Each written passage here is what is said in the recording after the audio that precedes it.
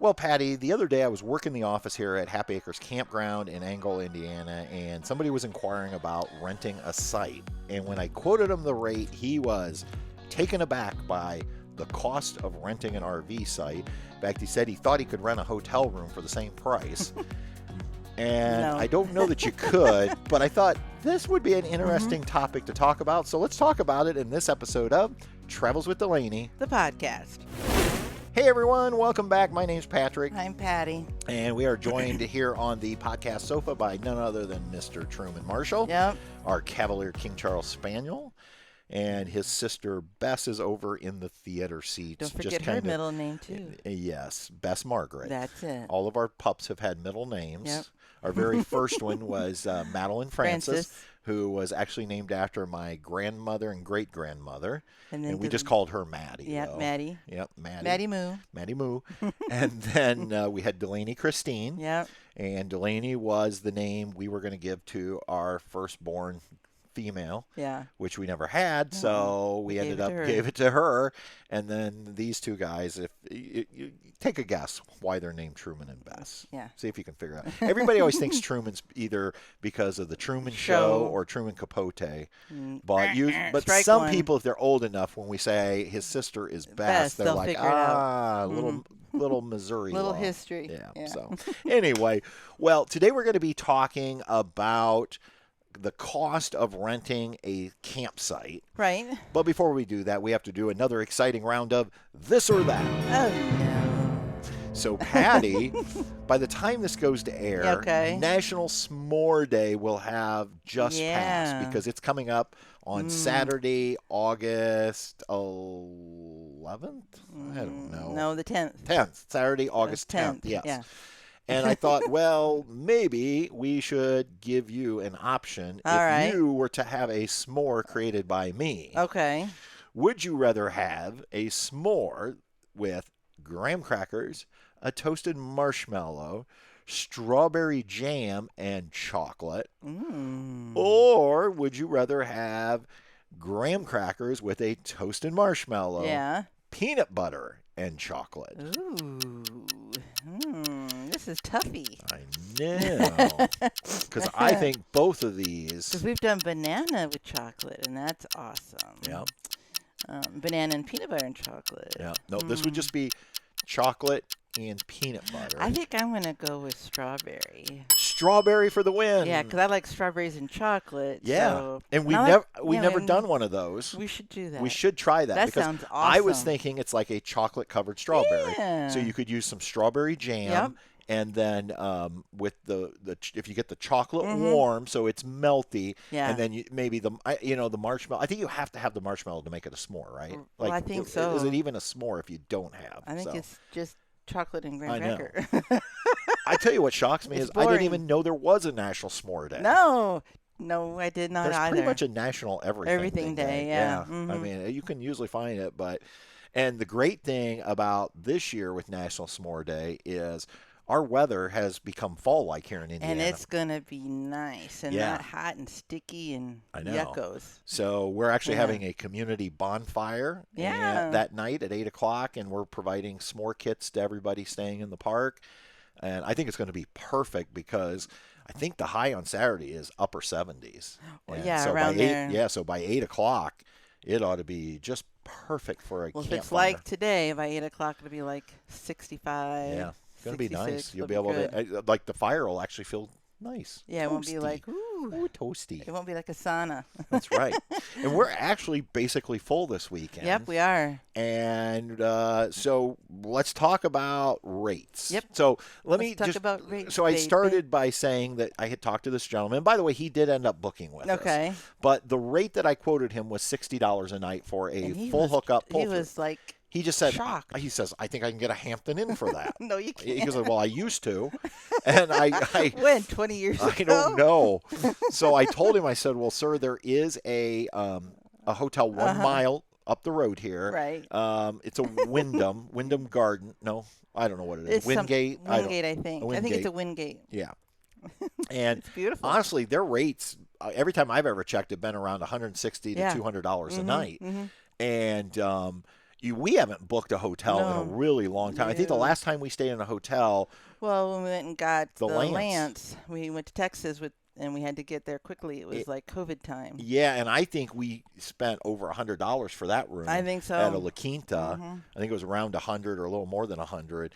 So, and but Truman loved it got me thinking about, well, what do people think campsites should cost? Now, campsites, like hotels, the rates are all over the board. They are. Depends on what you want, I guess. Yeah, I mean, I suppose you could still find some place to camp for $20 or $30, but just like you could probably still find a hotel room for $50 or $60, but you're probably going to get what you pay for. As my fifth graders say, it might be a little sus. Might be a little sus. And just like hotels where you could stay in a Ritz-Carlton for several $100s a night or more. Same with campgrounds. Like we know at Disney at Christmas time, we pay about $250 a night to camp. We paid, over $100 down in Pigeon Forge. Margaritaville. So what I did was, number one, I thought it would be fun to look at some rates from this area. All right. Because it's obviously going to vary depending on where you're at and time of year and things like that. Correct. And then I thought what we would do is give a little insight on why campsites cost what they cost. Yep. Okay. What makes them the price? Right. And I will say, well, let's just start with the rates. Just start with the rates. Okay. Yep. So I went in for, I think it's next weekend. Okay. And I looked at several campgrounds in the area. And I started with us here at Happy Acres. Now, we're getting close to full. Okay. And the way our reservation system works, we operate a lot like an airline. I don't know, for those of you who fly, most likely if you were on an airplane and you started asking people, what did your ticket cost? Everybody's going to have a different rate. Because the way airlines typically work is the more full the plane gets, the more expensive the ticket gets. Because what they'll do is they'll say, well, maybe we just want to sell the first, 50 seats of the plane at a really low fare. We just got to get people on that plane. And then the next 50, goes up. And then when you get down to those last 20 seats, anybody who wants that last minute flight, they're going to pay a premium usually. So our system and a lot of campground reservation systems work with what's known as dynamic pricing. You're some fancy words. Know. And the way, again, dynamic pricing is, the way it works is Angie goes in, our owner. She puts the base rates in. She's like the wizard. She is. She does her magic for the year, puts her base rates in, and then the computer kind of takes over. And it monitors daily each day. And so as we get closer to full, our rates go up. So I just wanted to preface that some people for next weekend may be paying less in the park because they booked months ago when there was nobody booked. Makes sense to me. So deluxe full hookup, and I had to go with that only because there's not much left. Okay. That's how full we are. Okay. But there is one deluxe full hookup pull-through site, and that's our most expensive site in the park. $77 plus tax for Friday, Saturday night. All right. That same site on Sunday night probably drops down to $60. Yeah. Okay. Because Sunday night's not busy typically. Right. All right. So then I said, well, let's look at some surrounding campgrounds. What about the KOA? The KOA is the closest campground to us, like 2 miles away. Basically, yeah. They only, and again, I had to go with what's available because I did, maybe next weekend wasn't, but I wanted to do an August rate. Sure. Okay. What'd you find? I found a 3020 amp water electric back-end site. So understand, the rate I gave for Happy Acres is a full hookup pull-through. Pull-through, yeah. But they didn't have anything like that available. They're apparently getting full too. Yep, so they're back $90 for water electric. And it's not even 50 amps. So like with our trailer, we're a 50 amp trailer. We could camp there, but we'd have to use an adapter to go down to 30 amps, and we'd have to manage our power. Right. So $90. So that means for $13 less, if my math is right, yes, you could come to Happy Acres and get a pull-through, full hookup deluxe, which means you have a concrete patio. Absolutely. All right. Then I looked at the next closest park, probably. Would that be Hogback? No, that was KOA's. Oh, gotcha. Yeah, it would be probably Pokagon State Park. Yeah, Pokagon. Now, maybe this isn't a fair comparison, but I wanted to show how it really, matters, changes, yeah. So the state park has a I only looked. They have non-electric sites, but they do have electric sites. There was only 2 left for next weekend. Okay. And they're 30 amp service. There's no water at your site. No, there's not. You have to fill your tank entering the state park. Right. And the rate there was $30. Okay. And all these rates are pre-fees and taxes. Sure. So I do know at the state park, I believe if I remember right, you have to pay to get into the state park when you check in. Right. So even though their rate is lower, there would be some additional costs that you don't get at like KOA. You got to pay to get into the park. Yeah. So and so if you like the state park, that would be a cheaper alternative in the area. But just understand, they don't have a water at the site, and it's only 30 amp, and it's back in, and it's a state park, so you're going to get lots of trees, but you're going to get a lot of mud too. Lots of mud, yeah. All right. Then I went a little farther north to the Jellystone up in Fremont. Okay. And again, had to look at what was left because it's a big park, but apparently they're filling up for next weekend. Okay. They had a 30 amp full hookup pull through. Okay. So this would be the closest to the Happy Acre site, although ours is 50 amp, but this was only 30 amp full hookup. And what's their price? $123 per night. Wowzers. Yeah. So they were the most expensive site that I looked at in the area. Yeah.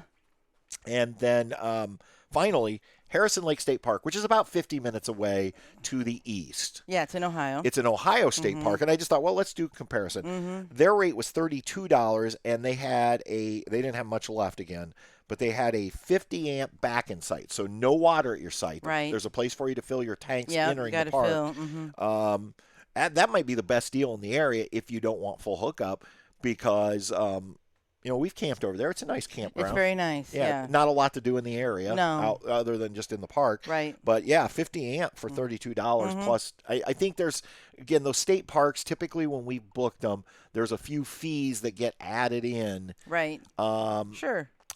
Like reservation fees and things like that. Yeah. And so this is just base prices. So why are these prices where they're at? And I thought this is what we could talk about. Well, one, in my mind, I'm thinking the price, I guess, where I want to go depends on what I want to do. Right. Like, if I want to be at a place that's more resorty, with more amenities, I guess, or think closer to things I need to do, then I might pay more than if I want to be more like in the wooded area. Sure. And that affects the price that campgrounds can charge. We can't charge Disney prices because we're not in Orlando. Right. So a lot of people say, how can Disney or down in, or maybe let's stay away from Disney anywhere in that let's area. say Pigeon Forge. Right. How is it that the Ridge, Twin Rivers, I think we stayed at, recently stayed at Margaritaville, how can they charge over $100 a night? Partially it's because of the location. Where they are. They're right by that national park. Yeah. They're right by all that. I call it, what does our friend call it, Las Vegas? Of the mountains or something like that, yeah. All those things that you could do, touristy things. Right. Yeah. So location is always going to play. The other thing that I think, because I do remember going up to Pokagon State Park for $15, $18. Oh, yeah. About, what, 20 years ago? Maybe? Yeah, exactly. And so prices have increased over time. Because costs have increased over time. Well, yes. And then the other thing is when COVID occurred, a lot of people went out and bought RVs. There's a lot more people RVing. Right. And so it comes back to simple economics of supply and demand. Yep. If you can fill up, of course you're going to, and I know consumers don't like to hear that, but if consumers were selling something, if you had something of value and there were 10 people in line saying, I want to buy it from you, would you still say, well, I'm going to sell it at, a low price? No, you'd be like, I'm going to get the highest price possible. We as consumers, though, we don't like it when we're the buyer. Yeah. But if you're the seller, you want to make as much money as you possibly can. So, and the other thing is, I mentioned earlier, I think part of it is definitely supply and demand has played into increased rates no matter where you're camping. And where you're camping definitely plays into how much you're going to have to pay to camp. But the other thing is, for these campground owners, costs have went up. Well, yeah, like the cost of water and propane and electricity. And yeah. Normal stuff like you'd have at your house. Right. And so I was going to start with electricity being number one. Our nightlies... your electricity is included. Right. And we don't say, like, you can't run 2 or 3 ACs in your rig. You They can do whatever they need to do. Yeah, and that's very costly. Now here we're on a well, so you'd say, well, the water's free. Well, the water's free until the well goes out, okay, or dry, and it takes electricity to run the water pumps. Right. We are on a septic system, but again, at some point, these septic systems have to be pumped out, so there's a cost there. Just like at the cabin. Yeah. We have 2 dumpsters over here that I'm looking at. They get dumped every Wednesday. You got to pay for that. Yep. Yeah. Labor, the people here. The labor. If you want a place, with more amenities, you need more people. Yeah. To manage those things and do it well. You don't. I mean, we have a pretty small staff here. Right. But it still costs Angie and Kevin a lot of money. They do, yeah. We have, office workers, we have grounds people, we have housekeeping, and can you imagine like Disney? Yeah. The number of people it takes to run Fort Wilderness. Oh my goodness. And, yeah. So labor costs have risen. Oh, yeah. Minimum wage, I don't even know what minimum wage is. Well, the cost of living. But nobody pays minimum wage, I don't think. So it's not uncommon to see $15 an hour. Yeah. Grounds maintenance. If I look out here at all this stone.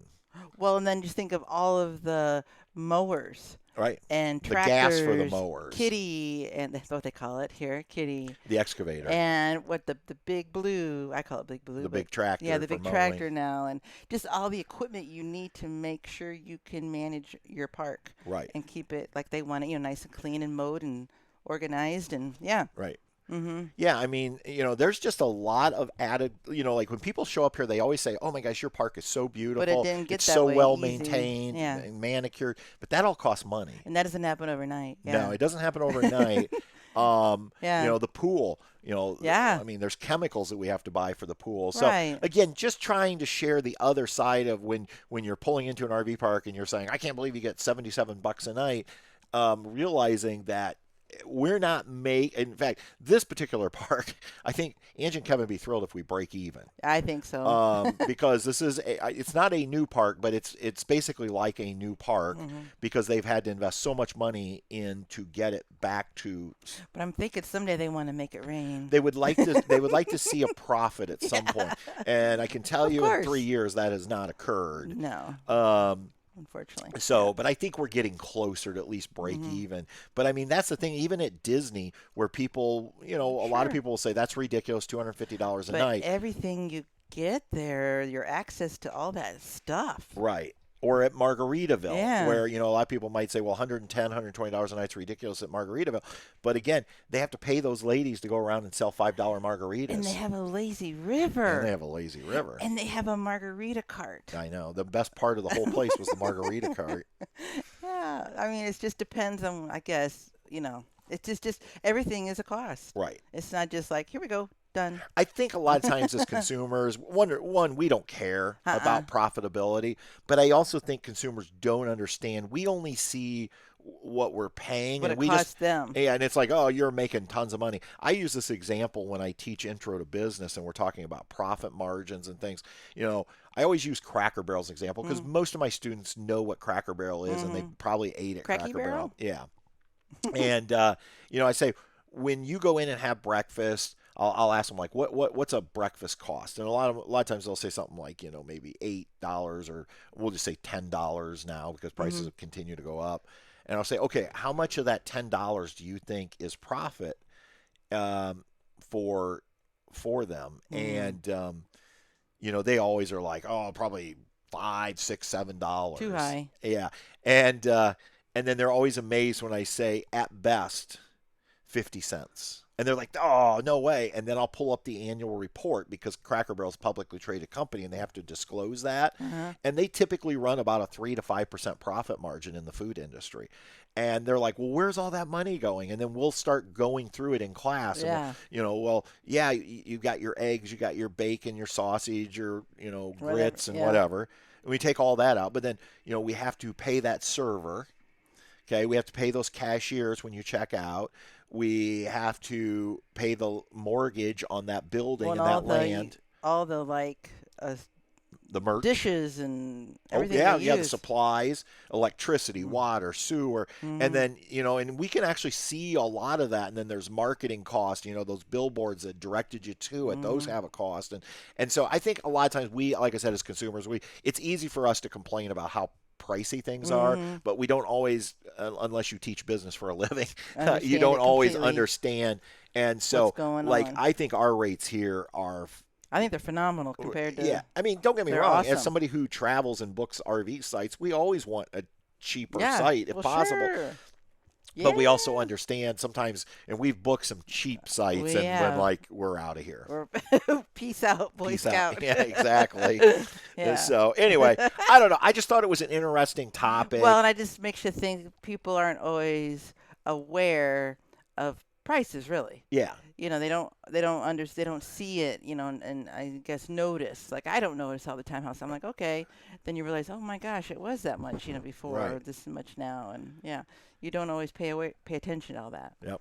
So, and it's just a lot of factors. And then, like I said, you just supply and demand.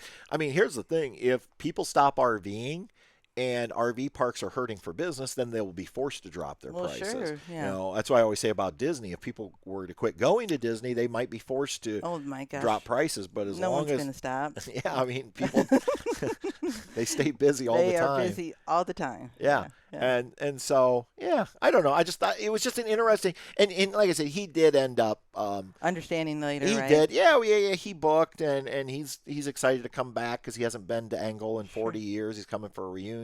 Yeah. But I just thought, that when he and I offered him, one of the things I do when I'm working, and is I'll offer other places, and I said, well, I can tell you some other places you could call.